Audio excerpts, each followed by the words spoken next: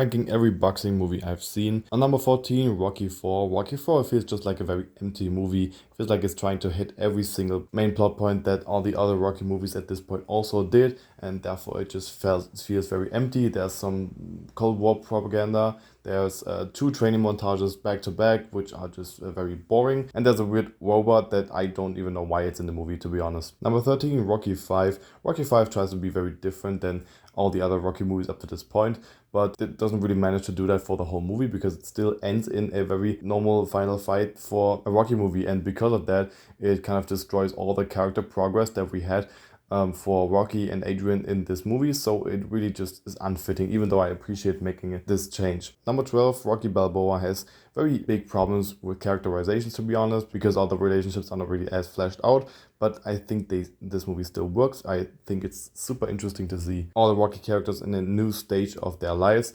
and to be honest, even though this movie isn't as consistent, I think it's much more enjoyable because I'm such a Rocky fan. And seeing all these characters in any movie, I just feel very comfortable watching them. Number 11, the Ron Howard movie Cinderella Man. I think this is a great portrayal of the time period that this movie takes place in. Basically shows a lot of people struggling during the Great Depression. I think it's a great portrayal of this boxer, Jim Braddock, and I also think it's incredible the way this movie ends, and the fact that it's real and not made up for a very tense ending is incredible.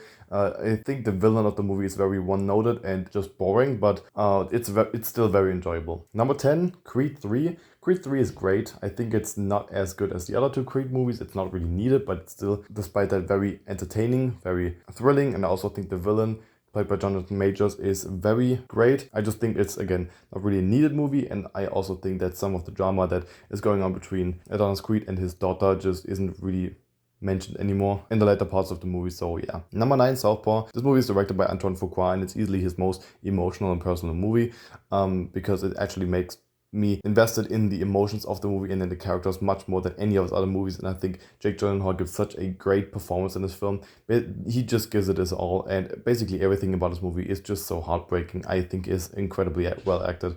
Number 8 is Creed. I am just very comfortable with all the Rocky characters at this point, and even though this is a different franchise, it still manages to honor the legacy of the Rocky franchise and of the characters by also upgrading all the technicalities. The music is very orchestral. I think it's an amazing watch. Rocky 3 is easily worse objectively than Creed and Southpaw, but it's still a lot of fun. Like Creed 3, it's not really needed, but I just like it, and it has easily the best final fight in all of the Rocky franchises and in boxing movies in general. It's so energetic, and Rocky is just at his peak in this film. Number 6, the Clint Eastwood movie Million Dollar Baby. This is very emotional. It's been a long time since I've watched this movie, but I remember just loving it. It's super emotional. I love all the characters, and I think it's super tragic and much different from every boxing movie that I've ever seen.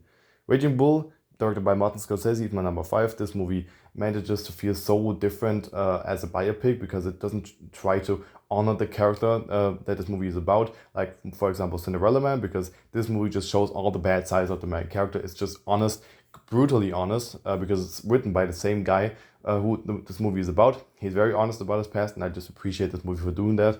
It's also just so beautifully shot. It looks amazing. It has amazing acting by both Robert De Niro and Joe Pesci, and I think this movie is incredible. The Fighter manages to make something completely new by adding a brother relationship and a family relationship, and also a character dealing with addiction on top of the concept of making a boxing movie. Therefore, it feels very unique. I think it's an amazing film. I think Christian Bale is again just completely lost in his role because he is just so good. I could not recognize him after an hour into the movie.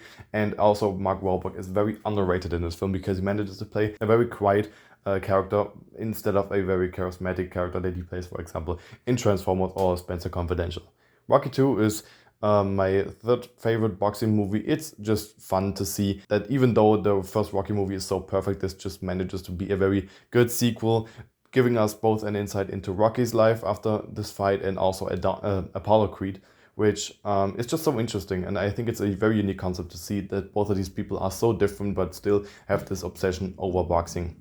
Number 2 is Creed 2. This movie is just perfect. It manages to take the villain from the worst Rocky movie, make the best Creed movie out of it. Honestly, this movie has such great characterization for both Creed and the villain that I could not decide who I wanted to win in the final fight of the movie, and I could honestly never really predict what was going to happen. I honestly saw it coming that Creed could actually lose in this film, and that the movie could end with a lose for the main character, which would be a first in this film series. And so yeah, this movie is just incredible. And Rocky is just perfect. Rocky is a perfect movie. It manages to feel both sad and very comfortable. It is a great portrayal of this very sad and lonely character who you just grow to love in the first 10 minutes of the film. It has such a disgusting atmosphere, but is still just so beautiful by showing the portrayal of two lost souls finding comfort in each other in the most disgusting environment ever. Yeah, I think Rocky is perfect. I think it deserves all the hype it got, and I love it a lot. It's definitely my favorite boxing movie.